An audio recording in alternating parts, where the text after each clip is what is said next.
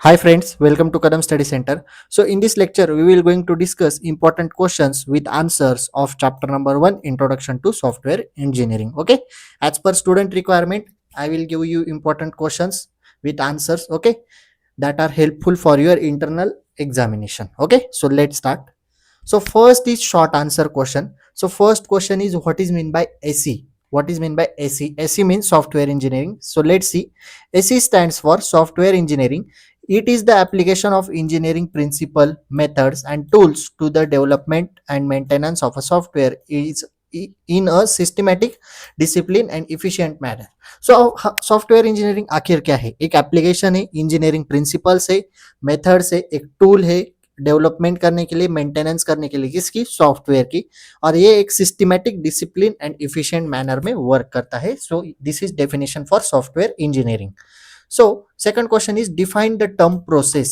So a process is a structured set of activities required to develop software product. So एक process क्या है? एक structured set of activities है, किसके लिए required है process? Software product develop करने के लिए. It defines what to do, when to do and how to do in a software development. So process क्या define करती है कि क्या करना है, कब करना है और कैसे करना है सॉफ्टवेयर डेवलपमेंट में. Okay, what to do, when to do, how to do. Okay, third question is what is software? So software is a collection of programs, data and documentation that perform specific task or function on a computer system. So software क्या है? एक programs, data, documentation and specific task का एक collection है जो हम computer system पे run करते हैं. ओके, देन है it is not just the code. ये सिर्फ कोड नहीं but also the associated documentation and user manuals. Okay, documentation भी है एंड यूजर मैनुअल्स भी है. फोर्थ क्वेश्चन है list the umbrella activities in software framework. Okay, so हमने umbrella activities पढ़े हैं, वो आपको सिर्फ लिस्ट करनी है. ओके, अगर क्वेश्चन में लिस्ट हुआ तो लिस्ट कर दो और लिस्ट एंड एक्सप्लेन हुआ तो एक्सप्लेन कर दो. ओके, मार्क्स कितने हैं उसके ऊपर डिपेंड करता है. Umbrella activities are support activities applied throughout the software process. First है प्रोजेक्ट मैनेजमेंट, सेकंड है कॉन्फ़िगरेशन मैनेजमेंट, थर्ड है क्वालिटी एश्योरेंस, फोर्थ है डॉक्यूमेंटेशन, फिफ्थ है रीयूजेबिलिटी मैनेजमेंट, सिक्स्थ है रिस्क मैनेजमेंट एंड सेवंथ है measurement and metrics. Okay, these are 7 umbrella activities. Okay, अभी आपको कैसे पढ़ना है? मैंने अगर आपको ये क्वेश्चन दिया list the umbrella activities in software framework, तो आपको क्या करना है? अम्ब्रेला एक्टिविटीज का पूरा टॉपिक पढ़ लेना है, उसके ऊपर क्वेश्चन आ सकता है, ऐसा मेरा बताने का अर्थ है. ओके, आपको पूरा अम्ब्रेला एक्टिविटीज का टॉपिक पढ़ना है, नहीं तो आप बोलोगे सर ये क्वेश्चन आया ही नहीं, उसके अंदर आया था explain umbrella activities.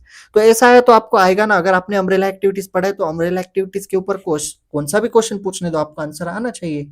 Okay, then है fifth question what are the process framework activities. देखो प्रोसेस फ्रेमवर्क एक्टिविटीज तो आपको ये टॉपिक भी पढ़ के रखना है. The process framework activities are the main activities in software development. So which are, let's see. Communication, requirement gathering. हम कम्युनिकेशन के से क्या करते हैं?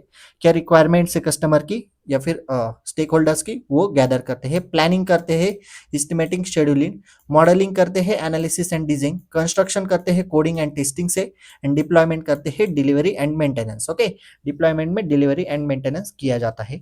सो नेक्स्ट है लॉन्ग आंसर क्वेश्चंस. ओके, ये क्वेश्चन भी मार्क्स के ऊपर डिपेंड है. मैंने आंसर कंप्लीट 4 to 5 मार्क्स का क्वेश्चन बन सकता है, इस तरह से आंसर लिखा है.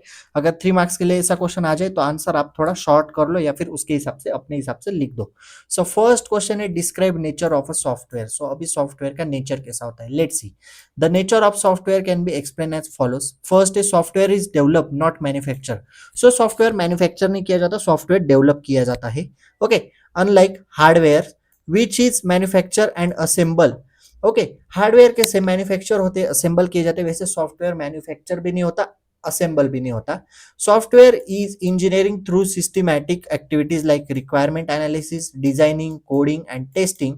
सो ये एक्टिविटीज परफॉर्म की जाती है सॉफ्टवेयर डेवलपमेंट में. The development cost is high but reproduction cost is negligible. Software development की कॉस्ट हाई होती है, रिप्रोडक्शन की कॉस्ट कम होती है. Software does not wear out. Hardware components degrade with time. Hardware components कैसे खराब हो जाते हैं at the time. Okay, with time, जैसे जैसे टाइम जाता है वैसे वैसे आपकी चीजें खराब हो जाती है hardware. But software never physically wears out. लेकिन सॉफ्टवेयर फिजिकली खराब होता है क्या? नहीं. However, it may fail due to design errors. वो एरर प्रोग्रामिंग एरर की वजह से फेल हो सकता है, लेकिन वैसे फिजिकली फेल नहीं होता. Changes in the environment, OS upgrade, suppose OS upgrade हो गया और अगर आपका सॉफ्टवेयर नए सिस्टम को सपोर्ट ही नहीं कर रहा है तब फेल हो सकता है. हार्डवेयर चेंजेस हुए तब फेल हो सकता है, etcetera etcetera. Okay. Software is custom build. Most software is designed to solve a unique set of problems. Even if components are reusable, the final product is often unique. Then है intangible product. Software can not be physically seen और touch. Software को हम देख सकते हैं क्या? नहीं. Touch भी कर सकते नहीं है.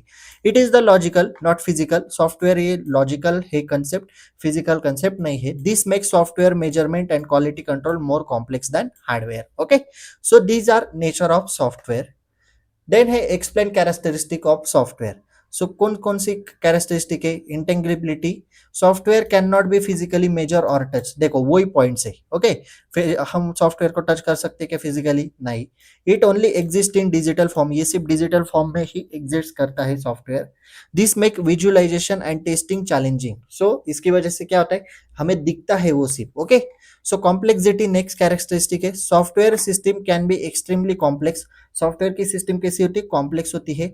Involving many modules, functions and interactions. उसके अंदर बहुत सारे मॉड्यूल होते हैं, बहुत सारे फंक्शंस होते हैं, बहुत सारे इंटरेक्शंस होते हैं. Complexity increases with project size. जितना बड़ा सॉफ्टवेयर उतनी कॉम्प्लेक्सिटी कैसी होती है? बड़ी होती है. देन है फ्लेक्सिबिलिटी. देन है इवॉल्यूबिलिटी. ओके. देन है मेंटेनेंस ओरिएंटेड. देन है क्वालिटी डिपेंडेंसी एंड देन है reusability.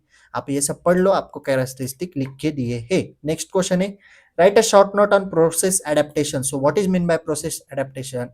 Process adaptation means adjusting or tailoring the generic software process model to fit the specific requirement for a project. यानी project जो software के लिए requirement है उसके अंदर वो प्रोसेस फिट हो रहा है या फिर नहीं. ओके. टेलर हो रहा है या फिर नहीं, ये देखना मतलब process adaptation. A single process model like waterfall, spiral or agile cannot be applied to every project as it must be adapted. Factors influencing process adaptation. So कौन कौन से factors है? First project size. Small project may use lightweight agile methods. हमें chapter भी है for agile development. While large project may require structure model like spiral. Complexity देखो, complex project need detailed documentation and strong planning. So जितना complex software उतनी ज़्यादा strong planning. Then time constraint देखो, project with strict deadlines may use rapid application development RAD. Okay. Customer involvement. If customer are highly involved, agile or iterative process are suitable. Okay. So these are process adaptation. Fourth question है define software process list characteristic.